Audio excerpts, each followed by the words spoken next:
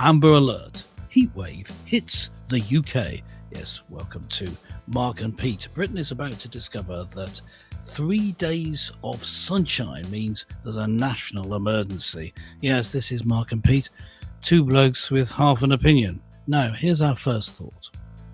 If this summer the season is sizzling and you feel faint and your forehead is fizzling, just take a stance and do a rain dance. You'll be moaning that it's always drizzling.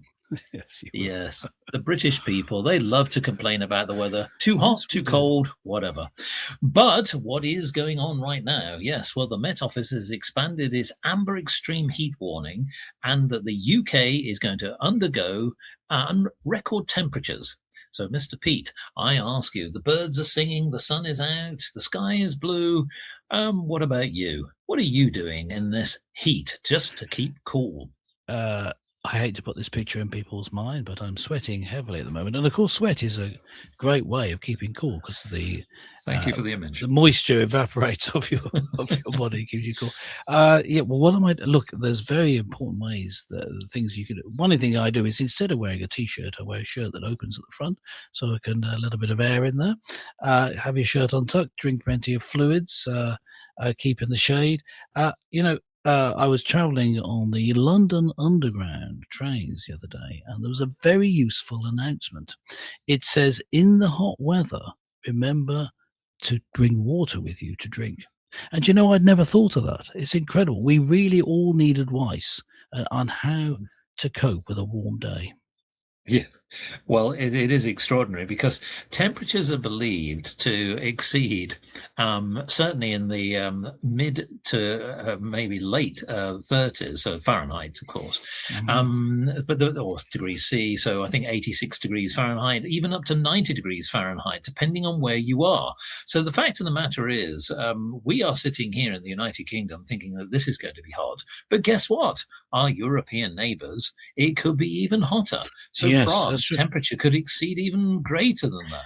So I want to come back to the what you need to do, because many people like to go out in the midday sun.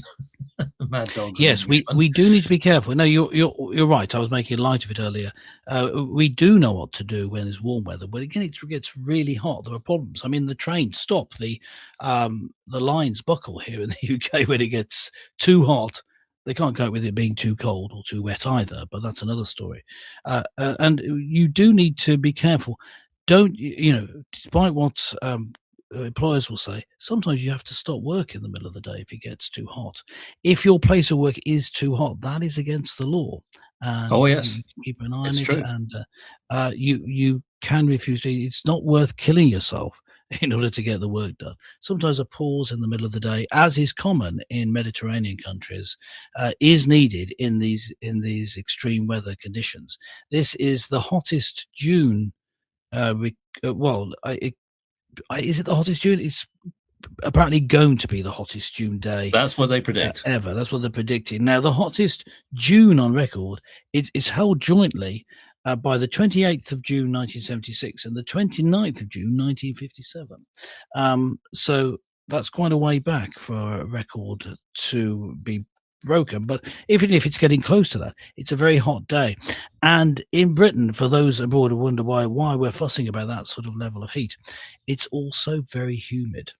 And so it's very, very, very harmful for you to keep on working without lots of fluids, without being in the shade, and without plenty of ventilation.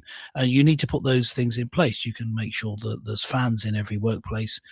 You can make sure that you have enough water to drink, and you can make sure that you keep out of the sun as much as you possibly can. And I think you need to put those things in place, because it can be harmful to health. People are older. People the cut-off point, people almost say over 65, but so older people can be at risk. Babies shouldn't be getting too hot, so they're swaddling them in swaddling clothes, wrapping them up. In this sort of weather, it's actually causing them harm. So you need. Sometimes I've had to do this before. I have children. When one of my children was very young, we got stuck on a train. It got very hot and humid. We had to rip all the baby's clothes off because it was just overheating. And so, yes, you do need to be careful. So, although I was making light of it earlier, that's just to make a bit of a joke, because we tend to panic at the weather, even when isn't bad. But it's looking like it's going to be really hot, and it's all part of a pattern of global warming. Now, what actually causes that global warming is of course discussed, and we've discussed it here in detail on Mark and Pete, if you look at previous episodes. But I don't think anyone disputes the fact that the world is getting hotter, and so Britain is going to experience these sort of days in the future. And so what are we doing about it? How are we going to cope? You can't just ignore it. And perhaps there could be things that the government or communities could do to provide some way of keeping cool in the hot weather, and ways of helping people to be productive even during the hot weather going forward. Well, what's interesting is that the Met Office says heat waves are becoming more frequent and more intense globally due to human-induced climate change. Oh, they Scientists say project that, that do they? hot spells will become more common in our changing climate, particularly in the southeast of the United Kingdom. And it says they're virtually certain that human influence has increased the occurrence and severity of the extreme heat events. Well, if that's the case, so be it. But there's another one as well, isn't there? Because we're talking about human beings, but obviously animals are suffering. So if you've got a dog or a cat, etc., Yes. animals can often overheat as well. So here's another piece of advice: is you need to make sure that you've got a safe haven for your animal, wherever that may be.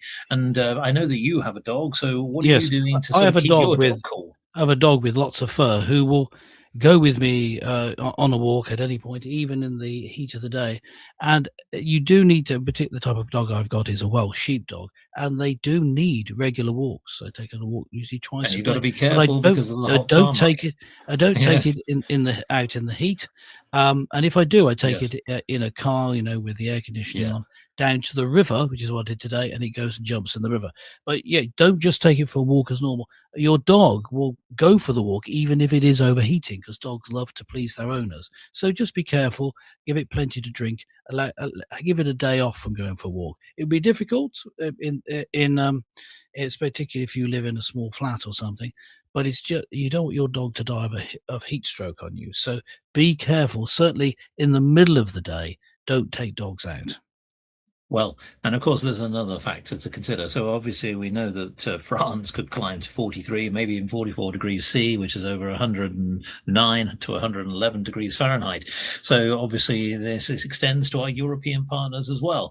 But what's also interesting as well, and we do have to sort of mention this, think about the consequence of after the heat wave, because it is believed, according to the Met Office, that there will be downpours and thunderstorms that come afterwards. So there could be flooding. So you have to sort of Yes. consider the other side of it. So, Mr. Pete, we have to keep ourselves cool, but we also have to keep ourselves safe as well, Yes. in the Yes, we do. And aftermath. I just want to emphasize that we that the idea of climate change is not actually disputed. What's causing it, whether it is due to human activity or whether it's just a natural cyclical process, as I hold, but they're disputed. But there is this change in the weather going on as climate itself changes is not really disputed. It's happening. So we need to put things in place to get used to it and keep ourselves safe. In the Bible, there's quite a few stories about people taking shade from the heat. In biblical terms, it talks about there being there's a shadow in the daytime from the heat, and you need to go and rest there. And God provides for one of the prophets by putting a tree, a gourd tree, in fact, for him to rest under. And the prophet Elijah, who did that, so the prophet who did that was very grateful to God for providing that shade. It's one of the fundamental things that you need to be able to be protected from the heat. So be careful out there, folks. Yes. Well, also as well, think about at night. So remember, it's going to be very, very hot, folks. So to beat the heat and also sleep, keep open a window. It'll be just an easy breeze from there on.